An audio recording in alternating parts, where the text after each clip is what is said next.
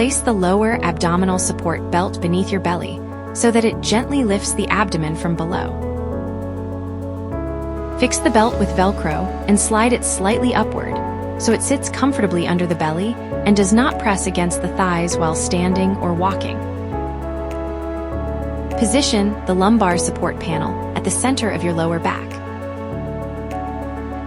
Pull the lumbar support panel from both sides and fix with abdominal belt using Velcro fastening.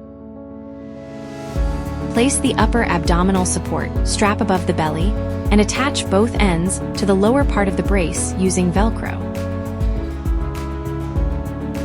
Attach the limb of Y of shoulder harness to middle of back panel.